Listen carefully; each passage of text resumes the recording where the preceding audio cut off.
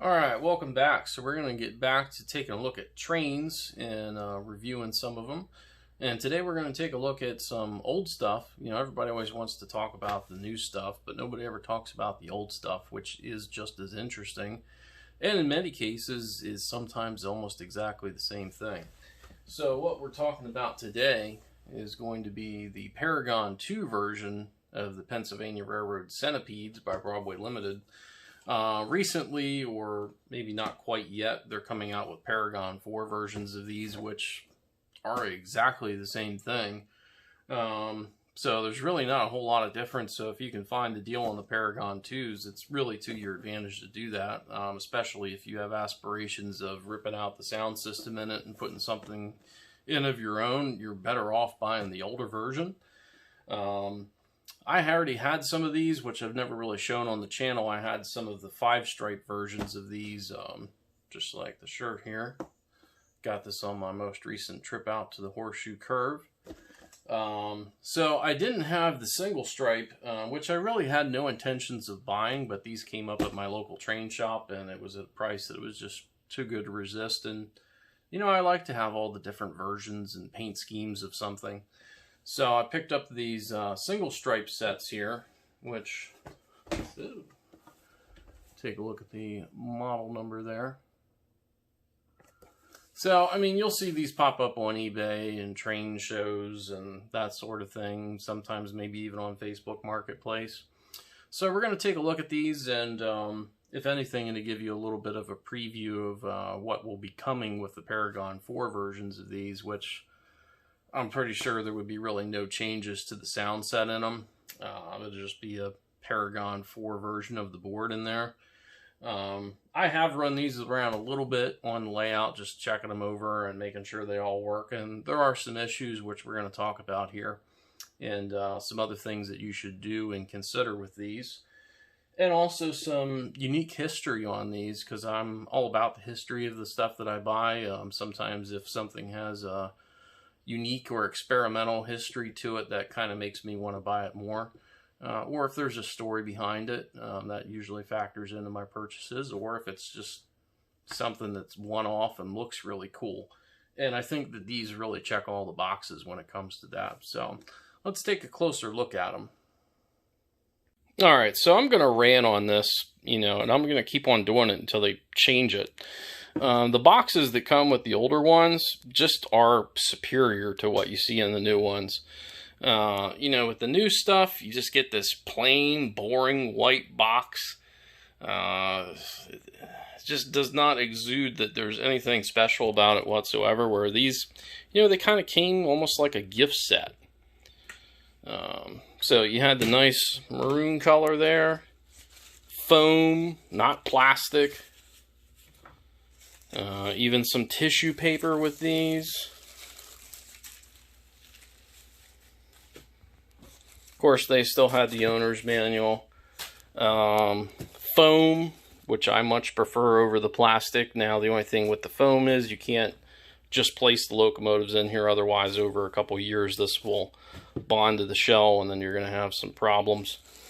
But generally, if you wrap them up in plastic, which is like what they give you here, then it prevents that from happening. But I prefer this as a box. Some spare parts that they give you with these, and we'll talk a little bit about that later. You can permanently couple these together, or they do give you some KDs with them. I opted to put couplers on mine because these do run in pairs. They don't really run individually. Alright, so taking a look at these, and we're going to talk a little bit about the history, because a lot of that's important to these and the way that they're modeled specifically and the design to them. So what it is these are designed to run in pairs. So the way that the Pennsy ordered these was also in pairs. Originally when they were ordered, which was in the late 40s, these were actually designed to carry passenger trains. So these were actually geared to run 90 to 100 mile an hour top speed, which is way, way more than what you would need for freight. But these weren't originally intended for freight. So if you take a look at the wheel arrangement, you'll see 4, 8, 8, and then a trailing truck here that's another 4. So these are basically the same wheel footprint as a big boy. Only difference being because early diesels did not make a great amount of horsepower. Each one of these is 3,000 horsepower. So even the combo of them was about 6,000 horsepower, which would be equal to, you know, fairly late era. Hold on. Some idiot was beeping outside. Anyways, so these were equivalent in terms of power to a fairly late era steam locomotive, which a lot of those were about 6,000 horsepower, some of them even north than that. And if you take a look at it here, the way that they have these modeled is the leading unit has the train phone antenna on top of it, which you really only see with some Pennsylvania models. Some of the E8s have this, Shark Noses have it. I believe the BP20 Shark Noses, the passenger Shark Noses had that. So it's not something you really see on a whole lot of Pennsy diesels.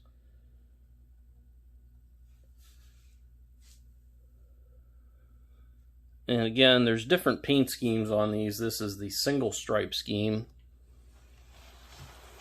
And these are big. Like, you know, just for frame of reference here. I know people get annoyed when I slide these on the tracks, sorry. Here's a modern day Dash 9. And don't pay attention to the height, because one's on track, the other is not. But that gives you a sense there. I mean, these are really, really long. So despite their horsepower rating, these did not have a fairly great service record. They were noted for having a lot of oil leaking on the sides. So an interesting detail that you could possibly make when you're modeling these is to make some of these parts down here a little bit glossy to kind of depict some oil leaks over the trucks. Out of the box, it's a fairly semi-gloss texture to it. So, I mean, they look pretty clean. Now, generally in service, these units would have been absolutely filthy. And unfortunately, I don't believe there's any color shots of these, but every single one that I've ever saw in black and white, they just look like they're just not very well taken care of. Let's put it that way. So they didn't... They weren't very successful in passenger service, so they did move these to freight service, but then they had to re-gear them. And after they re-geared them, they were a little bit better. But these used to be helpers on the horseshoe curve. And they didn't do well when they were on the end of a train. They would cause a lot of derailments due to the amount of torque that these things had. So they had to make sure that they were the leaders on the train. Alright, so let's take a little bit of a look at the model itself here. So I fired it up just with the lights on, not with the sound on right now. One of the things I think that's pretty cool about these is they do have an interior cab light, which actually does go off as soon as the locomotive starts to move. Very similar to their steam engines. Also, they have lit marker lights. They don't change color at all. Debating on whether I want to mess with that or not and possibly changing the color on these. I'm not entirely sure which parts should be a different color, so I don't want to mess with that until I know what's right. It's going to take a little bit of research there. Also, I do want to tell you about the center coupling on these. So these do come with KDs. I believe they give you like KD number 5s or something like that with these. Those are really not adequate for these. What you do want to do when you're using that, if you're not going to permanently couple them together, which, you know, really is the best solution if you're going to keep them permanently connected on the layout, but if you're not going to and you want to use a knuckle coupler, be sure to use KD number 118s. It's a bigger physical size coupler. And the reason that you need that is when these are running in pairs, you know, as with any other engines, they're going to push and pull a little bit more. But it does a better job managing the slack and the pull than what a smaller KD will. And it just really handles that better. And kind of where I got that tip from is a previous pair of these I have, my 5-stripers, actually came with these already on. And I didn't know that that was something that was added afterwards. So when I initially picked these up, I had to figure out what type of coupler was on my other one. So fortunately, the KD 118 seemed to be the one that match up there. And they don't look big here, but trust me, compared to a normal HO KD, these are definitely bigger. And like I said, they do a much better job with managing the push and pull. And as we take a look at the trailing unit here, these do have a lot of detail on the upper part of the engine, which I think is pretty cool. And it does vary a little bit between the leading locomotive and the trailing locomotive. Very crisp paint. One of the other things too, and you want to be careful, especially when handling these and with older models, is these grates right here. These little mesh grills, these actually can pop out. I've occasionally seen these where they completely get disconnected from the locomotive. So if you are looking over any of these at a train show, make sure that you can try to take a look at these to make sure that part's included, because sometimes those can fall out and people don't realize that they're missing. So let's go ahead and fire up the sounds here. Which these actually do have dual speakers in them. So there's actually, just because of the size of the engine, you can get away with it. So there's actually one back here and one up here, and I believe there's a 28 millimeter in each side.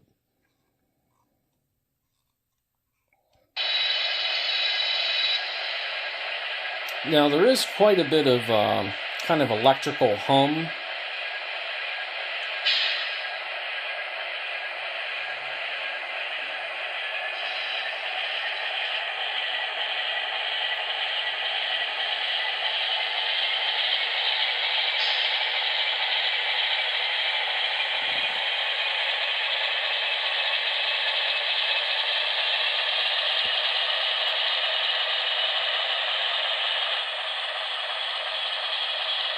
And I have an intermittent issue where the trailing locomotive seems to lose sound, and then it comes back.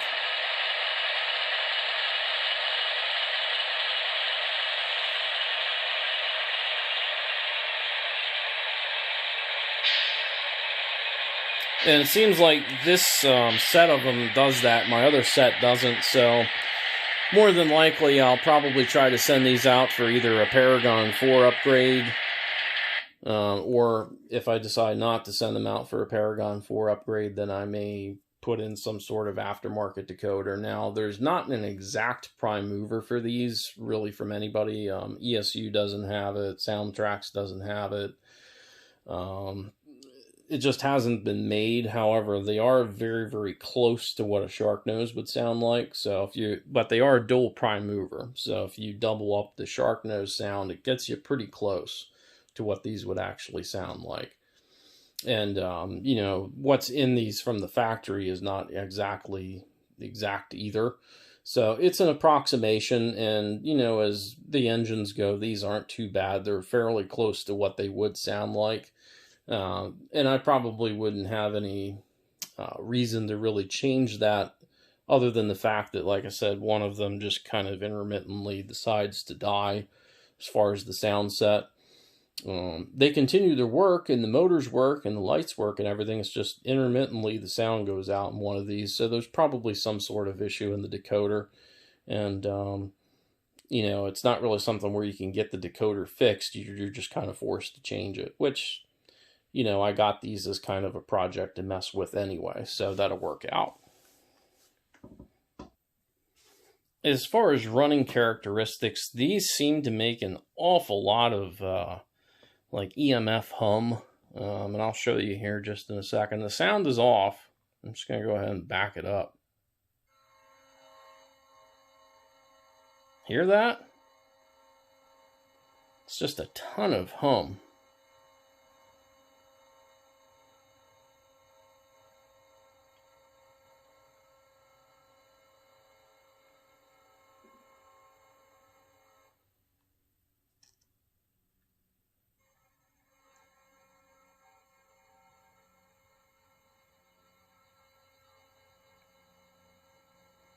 And they do have pretty good slow speed control. It's just they got an awful lot of hum.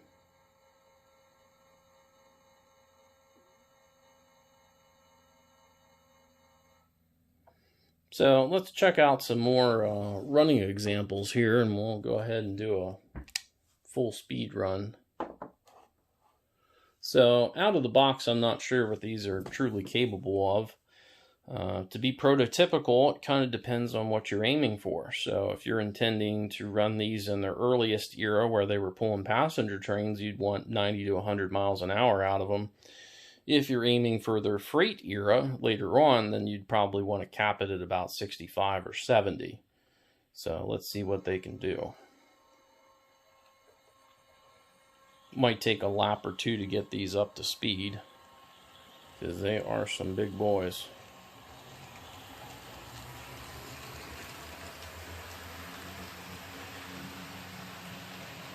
And also too, just because I'm running just plastic track on plywood here, makes a lot of vibration.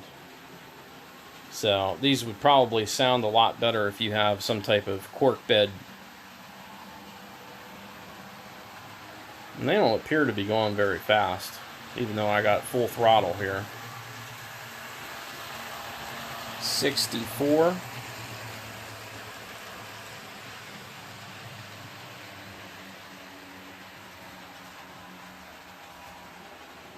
And out of the box, these are paired up on address 3, and the trailing unit is set up to go in the same direction as the leading unit.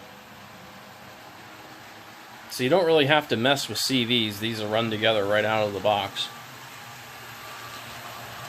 66. So I don't think we're going to see much better than that. So it looks like these are set up to be basically running freight service based on the speed that I'm seeing here, which is how I would run them anyway.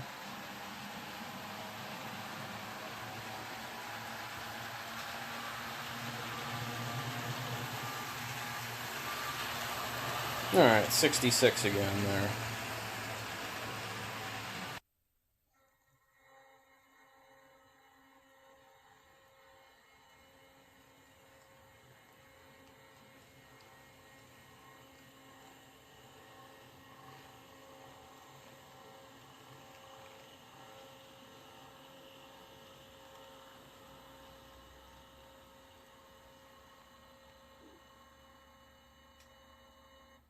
These things definitely have some presence to them. I mean, they are big, especially two of these together. I mean, you're probably talking longer than the length of, well, probably back-to-back Class J 484s. It would be about the same length as what this train is altogether. One other little detail on these that really stands out for me is many of the Broadway engines have cab figures, but you don't really notice them because they're in steam engines. With these, especially because you have the cab light here, just gives a little more sense of them actually being in there. And, you know, you can kind of picture yourself and these guys out here just sitting out on the horseshoe curve. What kind of conversations maybe they were having back in the 1950s. Just a little sprinkle of imagination there. So I wanted to take a moment to show you the other set of these that I have, and I bought these, my goodness, probably 3 or 4 years ago at least. I got them at a train show, believe it or not, for $210 for the pair. Mint condition. The only thing wrong is it had the wrong box lid. The box lid depicted these as being the single stripe when in fact they are the 5 stripe. But for $210, who's complaining? And these seem to actually run a little bit better than my other set here, the single stripers. I haven't had any issues with the sound cutting out in either of these. They run perfectly fine together. And just taking a look at it. And I'm not sure if it was mint, but the paint's a little bit faded there. I don't know if that was somebody's idea of weathering or if it just wore away. But it does give it a touch of realism. And looking at the trailing unit here, like I said, these things are big.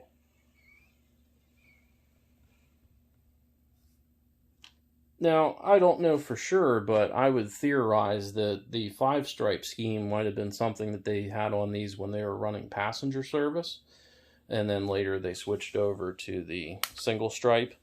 So, again, you know, it's nice having one of each. That way, depending on what train it is, that you can kind of set it up however you want. So let's wrap this one up here. I'm not going to dive into too much detail on these just because they are a relatively old locomotive in the marketplace. Broadway is going to be coming out with, or has already, I'm not sure, within the next couple months, I believe, the Paragon 4 versions of these. So if you want something that's brand new and maybe doesn't have some of the electrical issues that some of these old Paragon 2 units have, Paragon 4 issues are coming out. They do have quite a hefty price tag to them. You'll certainly find the Paragon 2s for a lot less if you can, but I believe the new ones are $400 or $500, so quite a bit of cost there. And really, to put that in perspective, when I first got into trains in the 90s, the only way that you could get these would be to buy them in brass. And you know, I used to see these things horribly painted, and they were like $1,200. So, I mean, they're just completely unattainable for most people. So, you know, we have to be at least a little bit grateful that Broadway has at least done these in plastic and mass-produced them and done a pretty good job with them, because if it wasn't for them, we wouldn't have these at all. So, thank you to Broadway Limited for doing these and making us Pensy fans happy, just as they have with many, many other engines in the Pennsylvania Railroad. If it wasn't for Broadway, they really wouldn't exist in the HO marketplace. So I think you'll be happy if you pick up the old ones and put a newer decoder in them, or if you pick up the brand new ones. They are an outstanding model. They're definitely a unique combination that you won't find really from any other railroad. So, I mean, they're going to be something that really stands out on your layout. And if you want to pull a heavy, big train and you're looking for just a massive locomotive to do the job, these are certainly the thing for the job. So that's it for this one. Hope you enjoyed these. I'm going to be doing some videos coming up here shortly. I want to get that Commodore Vanderbilt out of the box and run it. So we'll see some others here soon.